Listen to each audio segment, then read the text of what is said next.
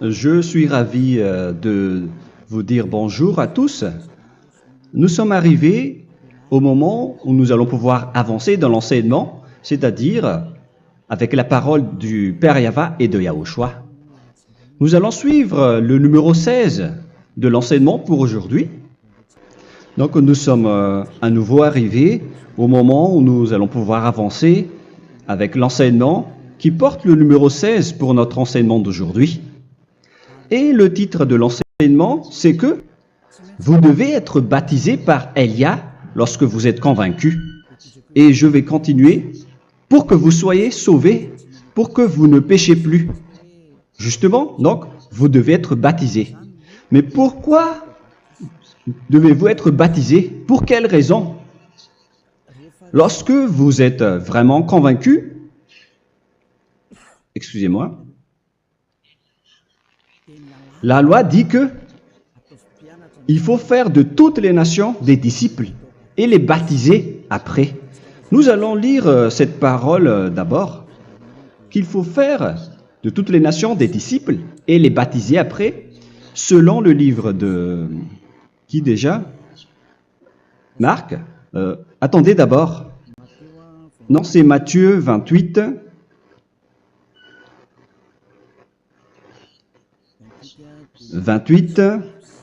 Versets 19 et 20.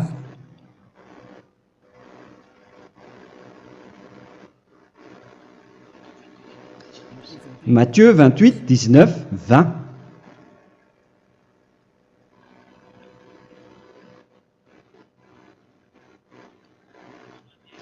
Allez, faites de toutes les nations des disciples. Ici, donc, il faut faire toutes les nations des disciples. Les baptisons au nom du Père, du Fils et du Saint-Esprit. Donc, à la fois, il faut les enseigner à observer tout ce que je vous ai prescrit. Donc, en enseignant une personne, c'est comme ce que Elia fait en ce moment. Après, donc, il faut baptiser cette personne qui est convaincue par l'enseignement. Donc, on ne doit pas baptiser une personne qui n'a jamais entendu cet enseignement. Voilà la première loi. Ce n'est pas logique de baptiser une personne qui ne connaisse rien de l'enseignement. Et après le baptême, l'enseignement continue encore, comme ce que Elia fait en ce moment. Il enseigne toujours, même les personnes baptisées. Donc, on continue toujours à enseigner. Mais le baptême est donc une loi, tout d'abord. Donc, une fois convaincu, vous devez être baptisé. Moi, je ne vais plus parler du sujet d'enseignement que vous connaissez déjà, parce que vous êtes déjà convaincu. Donc, si vous voulez être nettoyé, lavé de vos péchés, pour que vous ne péchez plus dans ce saint royaume où il y a Elia, alors vous devez être baptisé, car c'est une loi selon l'Acte des Apôtres 22:16. Pourquoi tardes-tu? Lève-toi, appelle son nom et sois baptisé. C'est dans Actes des Apôtres, chapitre 22, verset 16.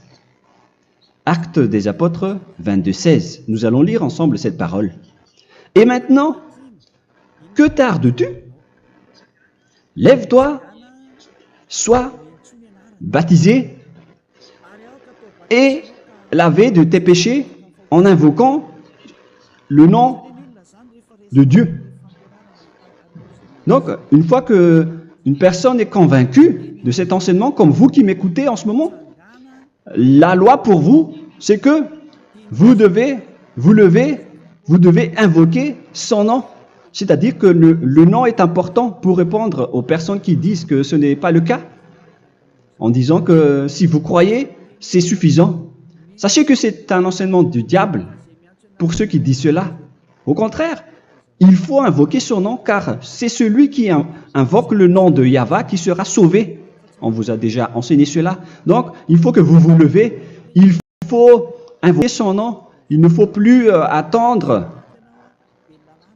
Vous ne devez plus attendre ni hésiter. La loi vous dit, levez-vous. On vous dit aujourd'hui, on vous ordonne aujourd'hui de vous lever. N'hésitez plus. Et après, vous devez invoquer son nom en vous rapprochant du royaume de Yahushua, de l'église de Yahushua, d'appeler tous les responsables au téléphone, même pas au téléphone. Il faut directement assister à l'assemblée de Yahushua dans cet endroit, car il faut que tu te lèves et sois baptisé en invoquant son nom. Et c'est ici, à l'église de Yahushua, que vous devez invoquer son nom. Alors, c'est une loi, vous ne devez plus rester dans votre maison et il faut nous rejoindre maintenant. Soyez baptisés en Yahushua et non pas en Jésus, car les baptêmes que vous avez faits auparavant n'est pas le baptême en Yahushua. Donc, votre baptême n'est pas valable, n'existe pas du tout. Et votre baptême, au contraire, il est pire lorsque vous l'avez fait avec des autres dieux comme Jésus, car vous allez le revêtir jusqu'à votre mort. Car selon Galates 3, 27, vous revêtez le Dieu à qui vous êtes baptisé. Comme par exemple, si vous êtes baptisé en Yahushua, vous revêtez en Yahushua. Mais les fidèles de Jésus, ils revêtent Jésus. Alors que vous voyez bien que ce Dieu, c'est un faux Dieu qui n'ôte pas les péchés, qui vous jette en enfer et qui n'existe même pas. Parce que si jamais il existait, vous devez aussi être ôté de vos péchés. Mais ce n'est pas le cas. Vous revêtez un faux Dieu, un envoyé du diable. Pourquoi? Car tous ceux qui sont pécheurs viennent du diable. Nous allons donc lire la parole de Dieu à ce sujet dans Galates 3, 27 pour vous dire que c'est un faux baptême que vous avez fait. Donc si vous avez été baptisé en lui, alors vous allez être avec le diable jusqu'à la fin. C'est ce qui est pire avec votre baptême qu'il faut enlever et supprimer rapidement, car vous êtes avec le diable. Les pécheurs viennent du diable, et ce faux Dieu, il vous rend toujours pécheur, jusqu'à maintenant. Il vous encourage de rester pécheur, non méritant. Ça vient d'où? Ça vient de qui, ce faux Dieu-là? À ce sujet, il vient du diable, car les pécheurs viennent du diable. Ce faux Dieu qui n'existe même pas. Ce n'est qu'un collaborateur du diable. C'est dans Galates 3, 27. Je vous donne la parole en vous disant qu'il faut fuir rapidement de cet endroit qui ne vous convient pas. Le dernier baptême, ce sera pour le 8 mars 2026 à Madagascar. Et après, il n'y aura plus de baptême ici. Galates 3, 27. Vous tous qui avez été baptisés en Yahushua, par exemple, alors vous avez revêtu Yahushua. Voilà la parole. Donc, si vous avez été baptisé en Jésus, alors vous revêtez Jésus. Comme avec votre dernier baptême, vous allez toujours revêtir celui-là. Et ce vêtement ne sera jamais ôté tant que vous ne vous rapprochez pas de Élia. C'est lui uniquement qui peut vous enlever de ce baptême, de ce Jésus qui vous rend pécheur. Un collaborateur du diable et qui vient du diable. C'est dans 1 Jean, pour vous dire, est-ce que vous pouvez toujours rester dans votre ancien baptême après tout ce schéma? 1 Jean, chapitre 3, verset 8. 1 Jean 3, 8. C'est où déjà? Celui qui pêche est du diable, car le diable pêche dès le commencement. Vous voyez? Et voilà ce qui est pire. C'est votre Dieu même qui vous rend pécheur et qui vous dit que vous devez être pécheur. C'est lui-même, à ce sujet-là, qui vient du diable. C'est vraiment pire ce schéma, car il s'agit d'un envoyé du diable qui vient du diable. Un envoyé du diable. C'est-à-dire que ce schéma vient du diable. La parole est directe et droite. S'il n'est pas du diable, il vous aurait déjà dû il vous aurait déjà ôté de vos péchés. Mais ce sont les diables qui rendent pécheurs les gens, car ce sont les chefs du péché, les diables. La parole est claire ici, celui qui pêche est du diable. le fils du diable est du diable. Le fils de Dieu est un Dieu. Le fils de l'homme est un homme. Et celui qui vient du diable est du diable comme lui. Lui, il vous a rendu pécheur pendant plus de 2000 ans. Il vous a jeté en enfer. C'est pourquoi on vous dit de quitter cet endroit et ce Jésus qui sera toujours collé à vous, à votre corps, qui est enterré dans votre peau. Vous ne serez jamais débarrassé de lui tant que vous ne vous rapprochez pas de Élia pour être baptisé en Yahushua, pour que ce sale vêtement venant du diable soit ôté de vous et qu'après vous allez être revêtu d'un nouveau vêtement qui est merveilleux, qui est Yahushua. Alors choisissez votre vêtement. Vous allez toujours être Jésus qui est déjà collé à vous, et une fois mort, vous irez en enfer, car il est déjà collé à vous. Soit vous l'enlevez directement à travers le baptême avec Élia. Le rendez-vous, c'est pour le 8 mars 2026. Vous allez être baptisé par Élia pour l'enlever, car ça n'existe pas du tout. C'est une tromperie pour vous. Ce n'est même pas un baptême. C'était le fait de faire entrer du diable à l'intérieur de vous. Si vous voulez être libéré de cela, vous devez vous rapprocher de Élia à travers le baptême pour que la parole soit bien placée dans Actes des Apôtres 22-16. Revoyons cette parole. Actes des Apôtres 22, quel verset déjà? 22-16. Voilà. Et maintenant, que tardes-tu? Lève-toi. Voilà l'ordre pour vous. Lève-toi, ne tarde plus. En invoquant son nom. C'est un ordre. Invoque son nom. Et sois baptisé et lavé de tes péchés. Car celui qui t'a rendu pécheur, c'est Jésus ou Jesus. Alors si tu ne veux plus pécher, alors enlève Jésus ou Jesus de toi avec le vêtement que tu as reçu lors de ton baptême avec lui. Il faut l'enlever, sinon tu ne seras jamais sauvé, épargné, car c'est déjà devenu un vêtement collé à ton corps. La seule solution pour toi, c'est de te rapprocher de Élia pour être ôté de tes péchés, car la loi est claire ici. Tu vas être lavé de tes péchés, et c'est ici, dans cet endroit où il y a Élia, qu'il y a l'ôtement du péché. Pourquoi vous êtes ôté de vos péchés? Pour quelle raison? D'abord, vous êtes déjà lavé à travers le baptême, on vous nettoie. Et une fois nettoyé, une fois lavé, qu'est-ce qui se passe à ce moment-là? Pour que les gens ne pêchent plus en vrai, car toutes les personnes qui sont baptisées en Yahushua revêtent Yahushua. Vous êtes mariés à Yahushua.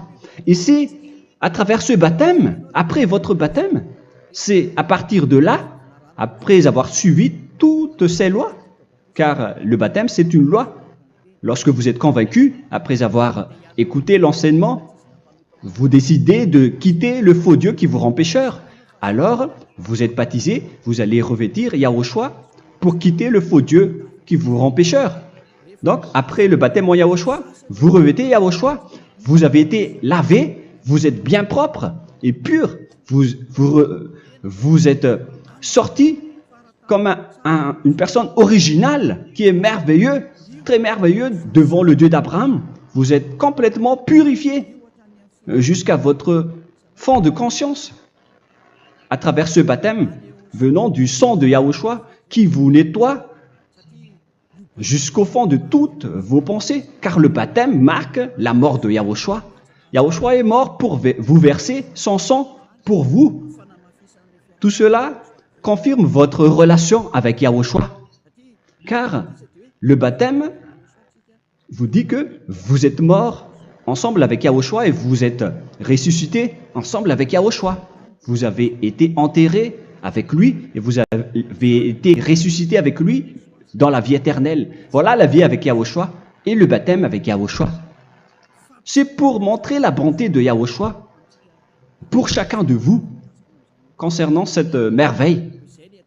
Voilà le baptême, c'est la mort avec Yahushua. C'est pourquoi je vous ai dit, en même temps, c'est la mort pour vous. Et c'est aussi votre purification. C'est dans Romains, chapitre 6, verset 4.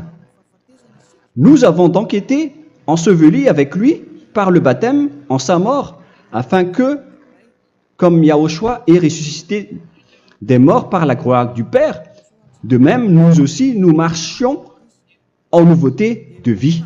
Donc, on était morts avec Yahushua à travers le baptême, et c'est après aussi que nous avons été ressuscités vers la nouvelle vie.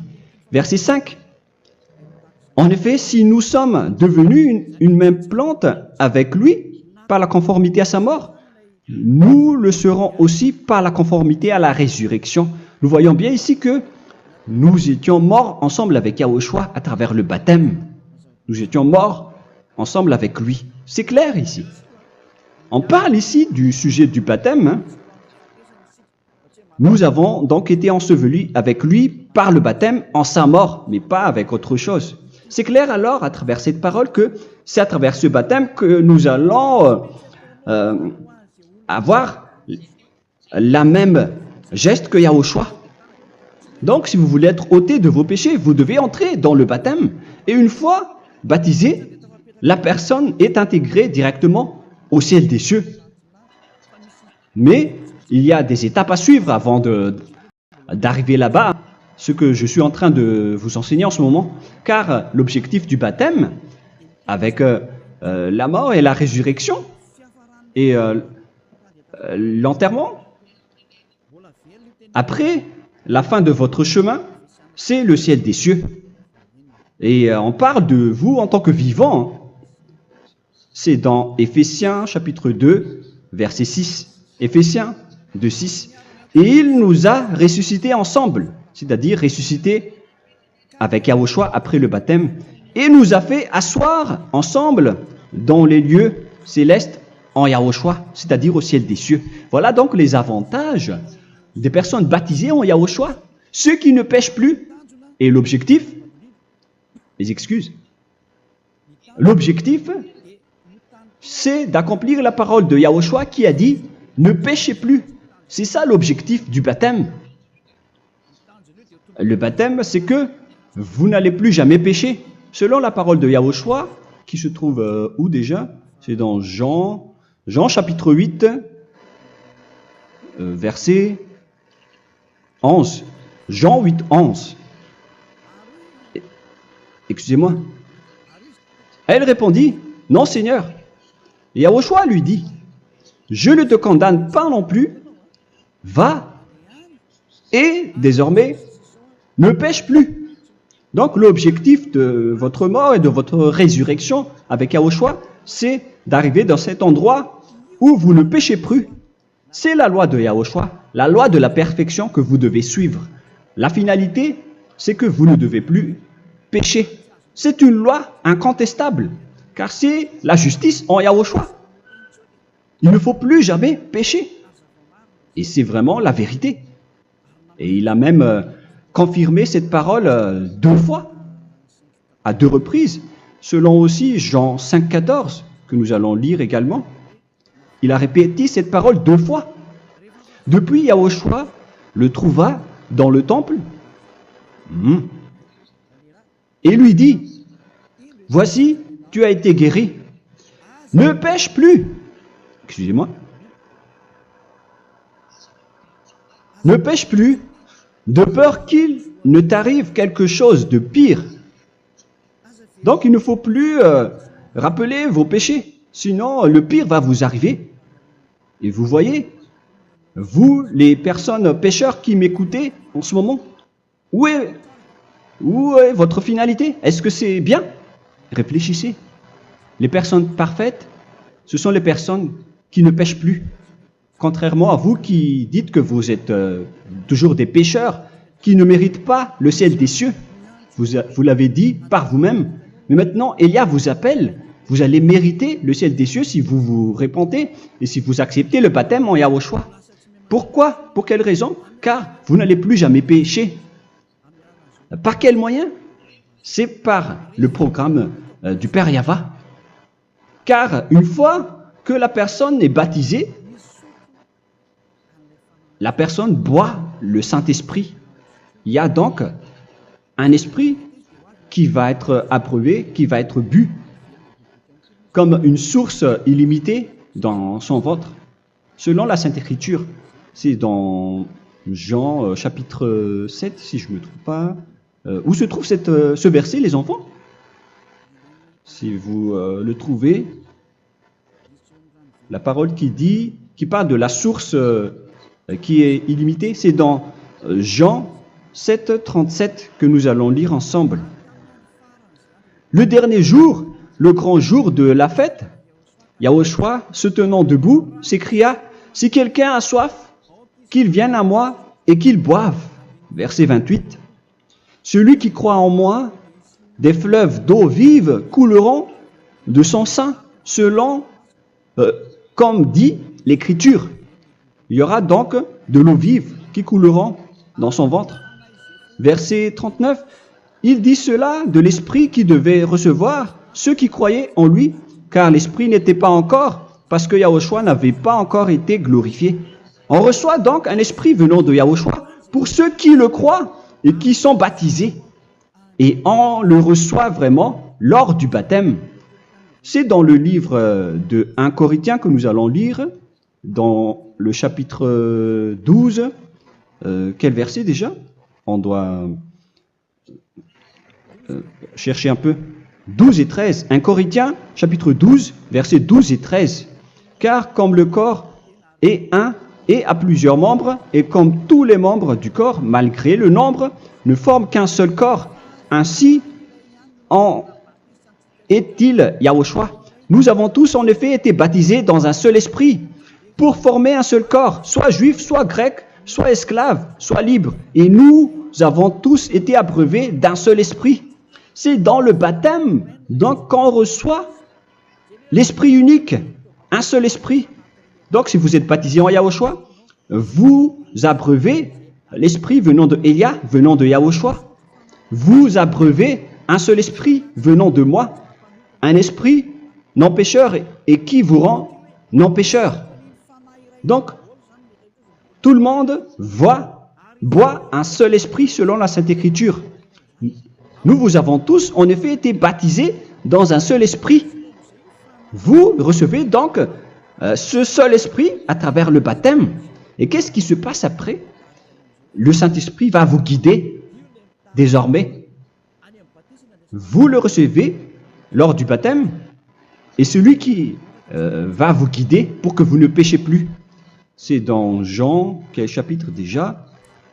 Je ne me souviens plus. C'est dans le chapitre 14, peut-être. 14, 23.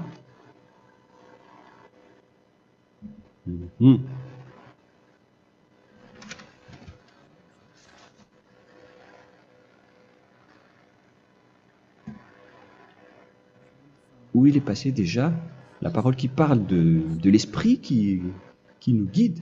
Mais je ne me souviens plus lorsqu'on en a besoin. Où est cette parole, les enfants? Où se trouve cette parole? Oui, c'est 14, 26. Jean, chapitre 14, verset 26. Mais le Consolateur, l'Esprit Saint, que le Père enverra en mon nom, vous enseignera toutes choses et vous rappellera tout ce que je vous ai dit. La parole de Dieu précise bien ici que le Saint-Esprit, qui est le consolateur, à la fois donc il est consolateur, il est envoyé par le Père en mon nom, il vous enseignera toutes choses et vous rappellera tout ce que je vous ai dit. C'est le Saint-Esprit donc qui vous enseigne, qui vous guide avec toutes les choses que vous avez besoin dans votre relation avec Yahushua. C'est lui qui est le vrai enseignant, le vrai guide, qui vous guide dans votre chemin. C'est dans Jean 16, 13, peut-être. C'est dans Jean 16, 13 que nous allons lire ensemble. quand le consolateur sera venu, l'Esprit de la vérité, il vous conduira dans toute la vérité. Il vous conduit, il vous guide, il vous enseigne en même temps. Et à quel moment vous allez faire du mal à ce moment-là? Car en tant que consolateur, il vous frappe, il vous gronde. Il vous gronde à travers votre esprit, à travers votre conscience. Et c'est vraiment dur. Hein. Vaut mieux être attrapé par un taureau que d'être attrapé par sa conscience. Donc c'est à travers votre conscience qu'il vous guide. Mais si vous ne voulez pas être consolé ni conseillé, si vous ne voulez pas être corrigé, vous revenez vers le mal, 7 fois plus de mal. C'est pourquoi les gens quittent Yahushua, car ils ne veulent pas être consolés et guidés par le Saint-Esprit venant de Yahushua. C'est pourquoi les gens quittent et abandonnent Yahushua, car ils veulent toujours continuer à faire du mal. Mais si une personne veut vraiment être avec Yahushua, avec son cœur, cette personne ne sait plus faire aucun mal. Il ne sait plus faire ça, car elle est déjà guidée par le Saint-Esprit. Quels sont alors les fruits du Saint-Esprit, le résultat du Saint-Esprit avec une personne? Mais le Saint-Esprit existe bien, ainsi que ses résultats. Voilà. Nous allons voir d'ailleurs les fruits du Saint-Esprit. C'est dans quel verset, les enfants? Je ne me souviens pas non plus.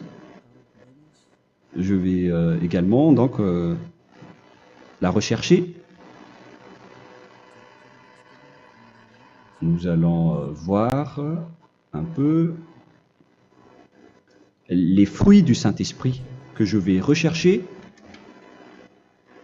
rapidement et chercher un peu. Celui ou celle qui le voit en premier, vous me le dites directement la réponse.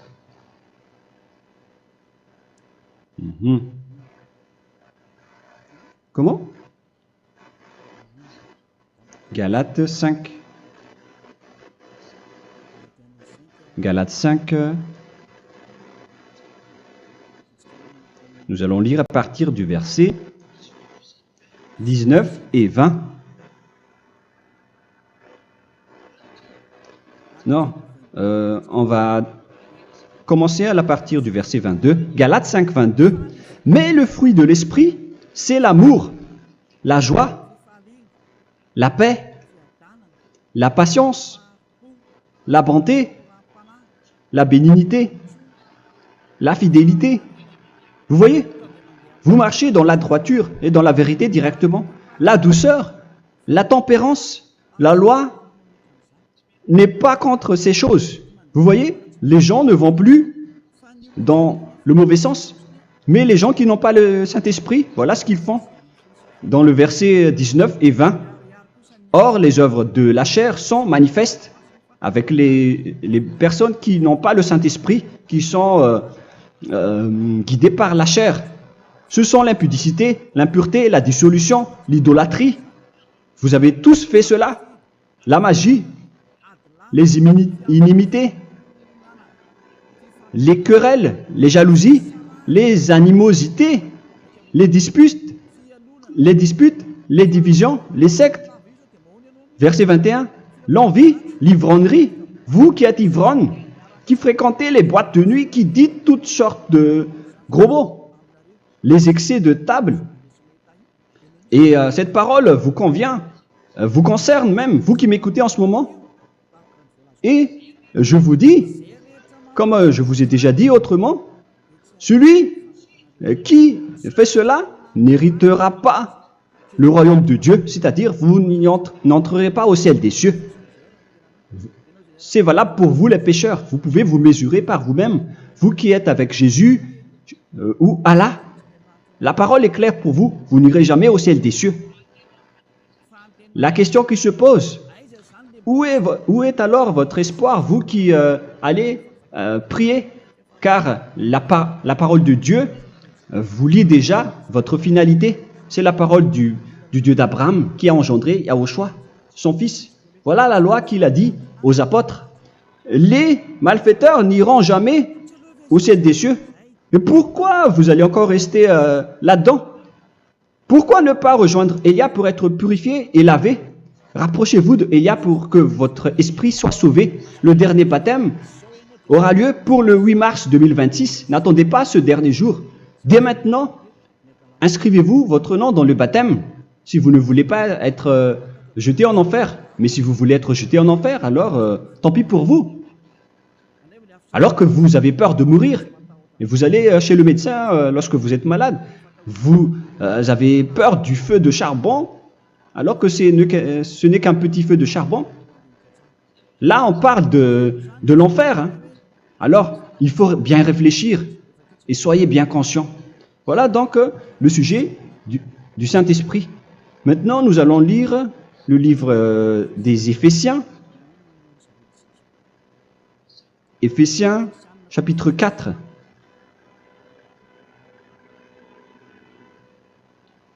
À partir de quel verset?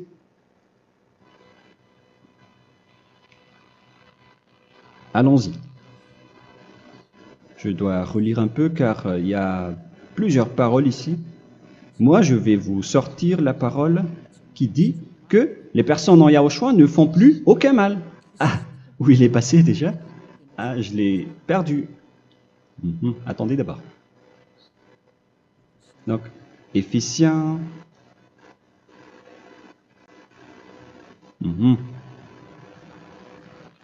C'est dans le chapitre 5, on dirait. Et nous allons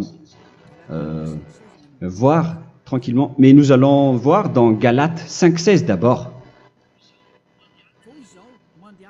Je dis donc, marchez selon l'esprit, et vous n'accomplirez plus les désirs de la chair. C'est-à-dire donc que vous devez être baptisé, car sans le baptême, vous n'aurez jamais le Saint-Esprit. Verset 17. Car la chair a des désirs contraires à ceux de l'esprit, et l'esprit en a des contraires à ceux de la chair. Ils sont opposés entre eux, afin que vous ne fassiez point ce que vous voudriez. L'esprit et la chair s'opposent toujours. Alors il faut suivre l'esprit maintenant pour aller au ciel des cieux. Et voilà donc la suite de la parole. Éphésiens 4:21. Si du moins vous l'avez entendu, et si vous, conformément à la vérité qui en est en Yahushua, c'est en lui que vous avez été instruits à vous dépouiller, eu égard à votre passé, du vieil homme qui se corrompt par les convoitises trompeuses, à être renouvelé dans l'esprit. Donc l'esprit travaille et va dans votre conscience et dans votre intelligence, et à revêtir l'homme nouveau créé selon Dieu dans une justice et une sainteté qui produit la vérité. Le Saint-Esprit donc vous rend droit pour que vous ne soyez pas dans le mauvais chemin, et il vous guide dans la justice et dans la vérité. Voilà directement pour les personnes en Yahushua. Et c'est quoi la suite? C'est pourquoi renoncer au mensonge. Il ne faut plus mentir. Même dans les 10 commandements, ils ont dit ne mentez pas. Mais c'est juste une parole. Mais les gens, lorsque ils sont pressés, ils font des mensonges. Mais pour les gens en Yahushua, ils renoncent directement au mensonge. Et que chacun de vous parle selon la vérité à son prochain. Car nous sommes membres les uns des autres. Si vous vous mettez en colère, ne péchez point. Que le soleil ne se couche pas sur votre colère. Voilà toutes les lois de Yahushua qui sont guidées et qui sont ordonnées par le Saint-Esprit. Alors, ne donnez pas accès au diable. Ne mettez pas le mal dans tous vos chemins. Il faut rester sainte, vraie et parfaite. Que celui qui dérobait ne dérobe plus. Il ne faut plus donc dérober les choses. Et il ne faut plus donc voler quelque chose. Mais quelle est la parole du Père Yahweh et de Yahushua? Mais plutôt qu'il travaille en faisant de ses mains ce qui est bien pour avoir de quoi donner à celui qui est dans le besoin. Qu'il ne sorte de votre bouche aucune parole mauvaise, mais s'il y a lieu, quelques bonnes paroles qui servent à l'édification et communiquent une grâce à ceux qui l'étendent. N'attristez pas le Saint-Esprit de Dieu par laquelle vous devez être scellés pour le jour de la rédemption. Il faut toujours laisser le Saint-Esprit vous guider, ne l'attristez pas, sinon vous n'allez pas avoir la selle à la fin des temps, à l'époque de Gog. On va vous donner le Saint-Esprit pour que vous soyez scellés. Donc c'est maintenant que vous devez déjà rendre content Yahushua. Ne laissez pas de mauvaises traces dans votre chemin et ramenez l'amour de Yahushua vers chacun de vous pour que vous soyez pour que vous seriez scellés pour avoir le Saint-Esprit que vous avez vraiment besoin pour le dernier combat dans les fins des temps.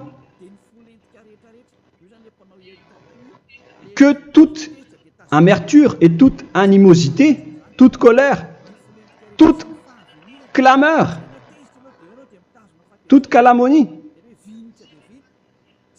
il ne faut pas retenir et garder la colère.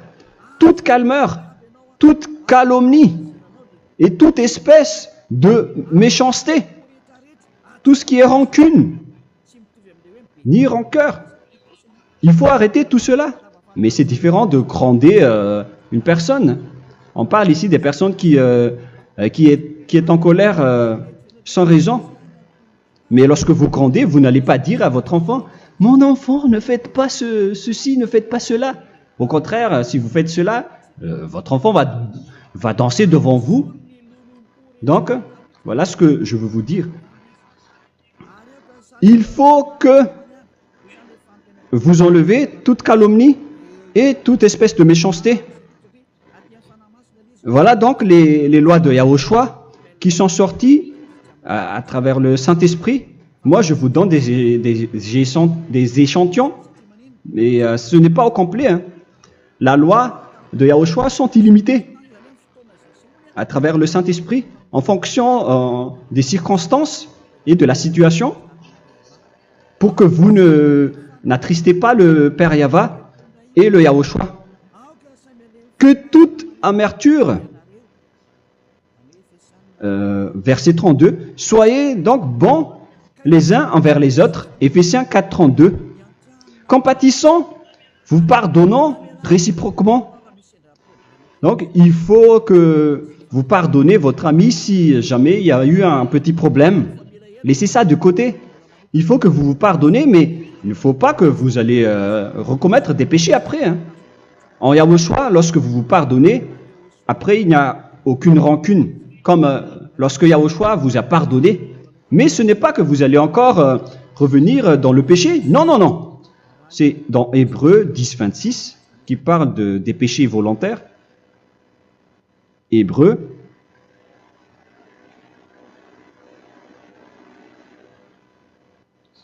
Hébreux chapitre 10. C'est bien ça, hein? Pour ceux qui s'en souviennent. Voilà, versets 26 et 27. Hébreux 10, 26, 27.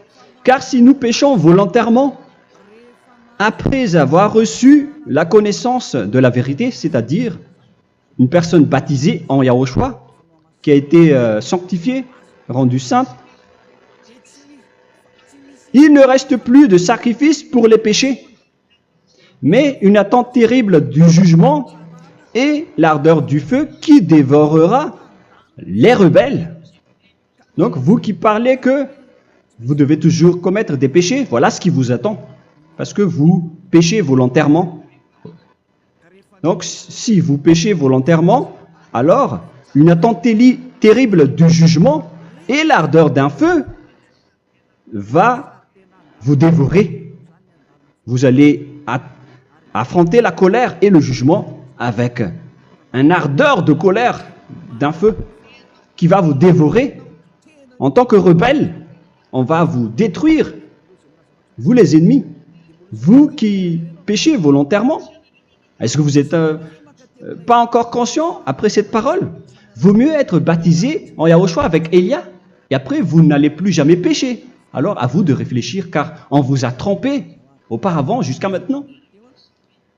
On va revenir à la parole de tout à l'heure. Donc que chacun pardonne son ami et pardonnez-vous comme ce que Yahushua vous a pardonné. Voilà donc les personnes en Yahushua ne pêchent plus. Nous allons donc continuer avec le verset 5. Éphésiens chapitre 5 plutôt. Je vais encore continuer car j'ai besoin que vous l'écoutez. Éphésiens chapitre 5 verset 1.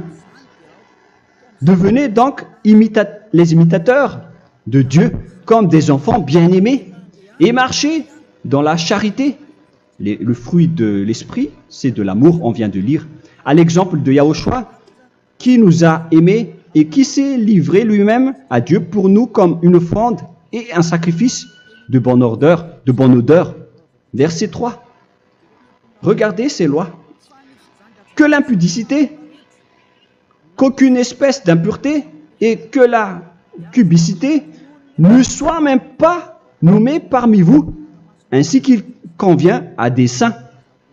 C'est bien clair alors ici qu'il ne faut pas faire l'impudicité ou parler de tout ce qui est adultère, impudicité, qu'aucune espèce d'impureté, tout ce qui est impur, l'abomination, la profanation et tout ce qui parle autour de ce sujet, n'en parlez jamais.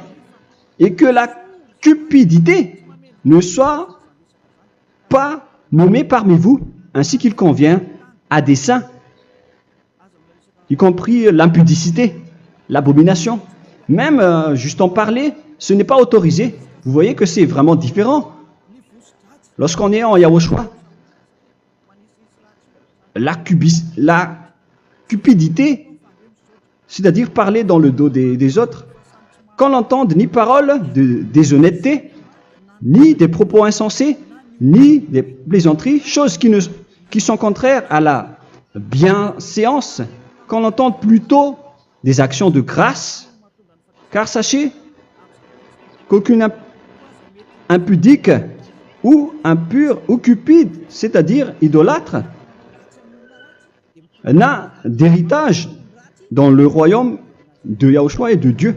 C'est-à-dire, il ne faut pas s'allier avec les malfaiteurs. Les enfants du mal, ne vous alliez pas avec eux. N'acceptez pas ce qu'ils font. Ne collaborez pas avec eux. Ne cachez pas le mal qu'ils font.